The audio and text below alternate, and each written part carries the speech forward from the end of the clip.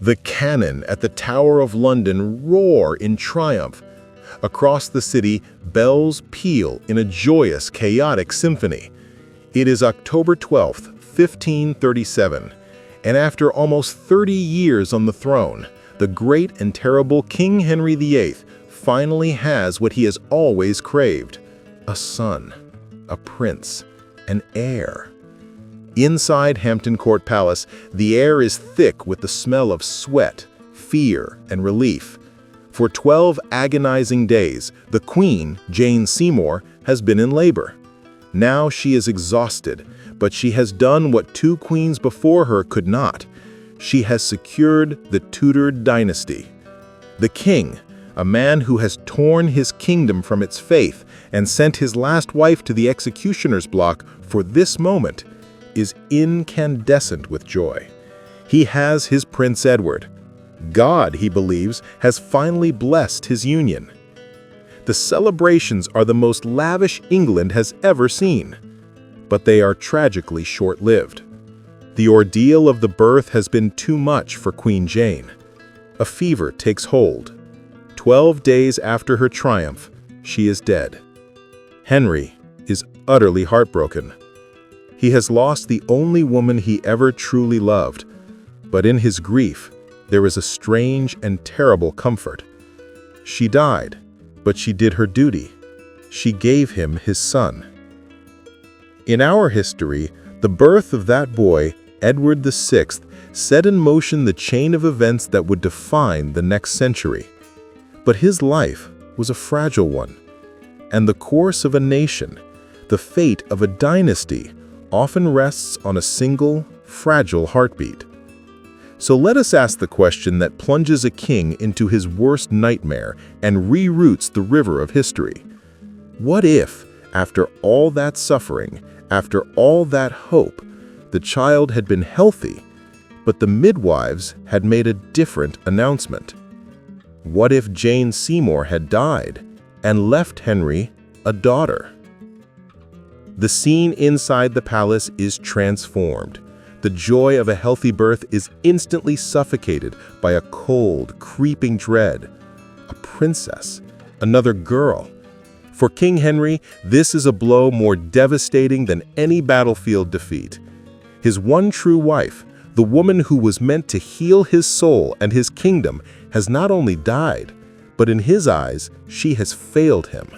He is not just a grieving widower, he is a cursed king, a man actively punished by God, left with a dead wife and 3 daughters. His psychological state, already fragile, begins to completely unravel. He plunges into a deep, melancholy paranoia. The factions at court, which had been briefly united by the birth of a male heir, now re-emerge with a vengeance. The conservatives, led by the Howards, see a chance to push for a Catholic bride from Europe.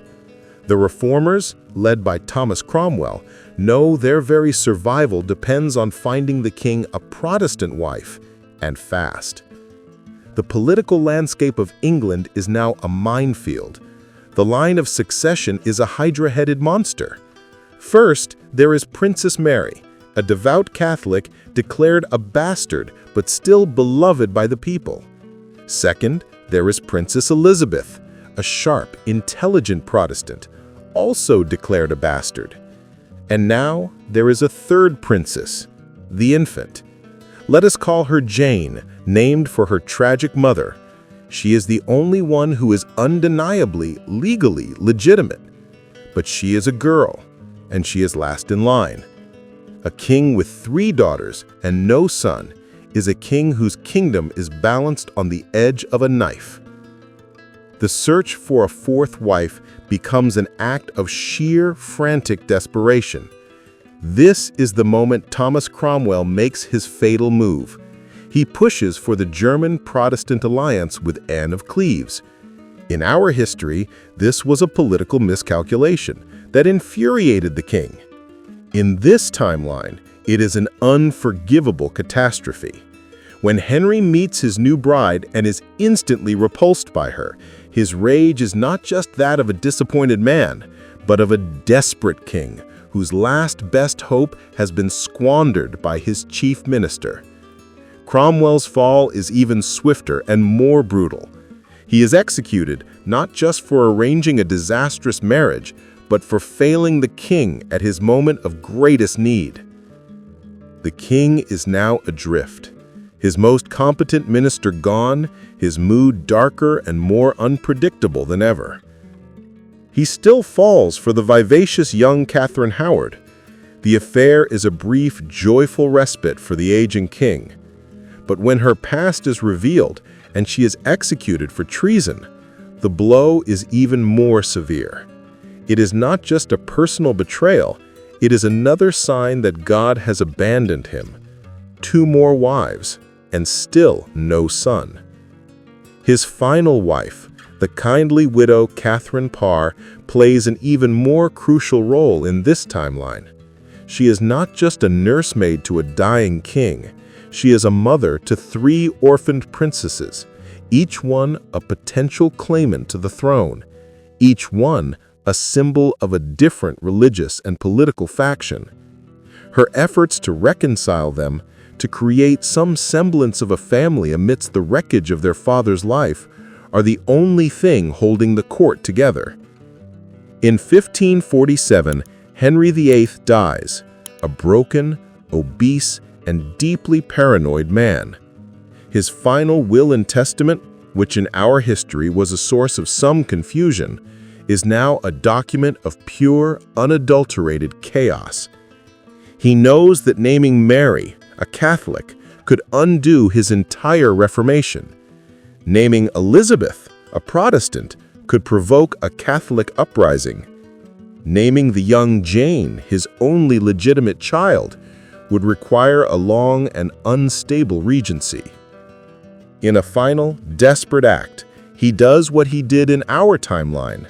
He follows the law of succession he had passed years earlier, but with a new, terrifying reality. He confirms his daughter, Mary, as his heir, then Elizabeth, and finally, his youngest daughter, Jane. He has left his kingdom a fuse lit, a guaranteed succession crisis that will pit sister against sister and faith against faith. The first part of our new history unfolds as expected. Mary I ascends the throne. Her goals are the same: to restore the Catholic faith and to marry Prince Philip of Spain. But the political calculus she faces is completely different. In our history, her heir was the pragmatic, popular, and Protestant Elizabeth. This acted as a brake on Mary's ambitions and a source of hope for her enemies. In this timeline, Elizabeth is still a threat, but there is another heir waiting in the wings, the young Princess Jane. She has been raised at court, first by her father, then by her Catholic stepmother, Queen Mary.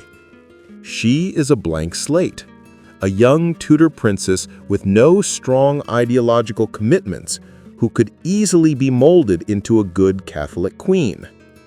This changes everything for Elizabeth. She is no longer the only alternative to Mary. She is now expendable. The Wyatt Rebellion of 1554, a Protestant uprising against Mary's marriage to Philip of Spain, still happens. In our history, Mary imprisoned Elizabeth in the Tower, suspecting her involvement, but she could never find the evidence to execute her. Her advisors warned her that killing the popular heir would cause a civil war. But now, Mary has another option. She has another sister, a potential Catholic heir in Jane. The political necessity of keeping Elizabeth alive is gone. The Wyatt Rebellion gives her the perfect excuse: a treasonous plot, a Protestant threat. The pressure from the Spanish ambassador and the hardline Catholics at her court is immense. With a heavy heart, but a firm belief that she is saving her kingdom and her faith, Queen Mary signs her sister's death warrant. In the spring of 1554, in a private execution within the walls of the Tower of London, Princess Elizabeth is beheaded. The great hope of Protestant England, the woman who would have been Gloriana, is dead at the age of 20.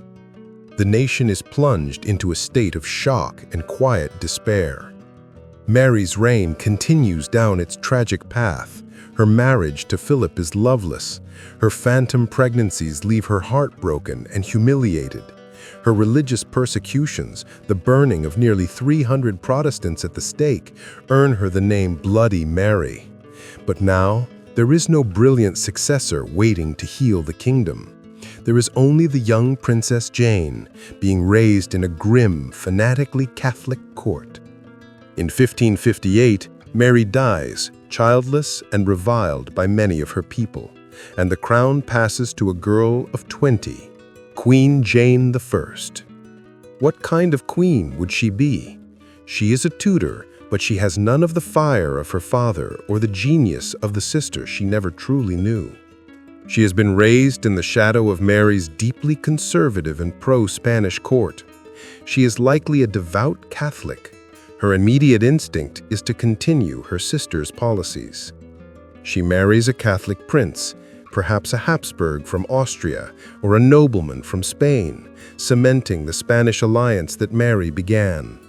England does not break from Spain. It becomes a satellite state, a junior partner in the great Catholic empire of the Habsburgs.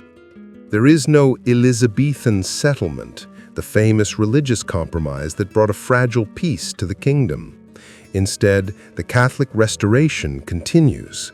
The Protestant gentry, the backbone of Elizabeth's government in our world, are marginalized or forced into exile.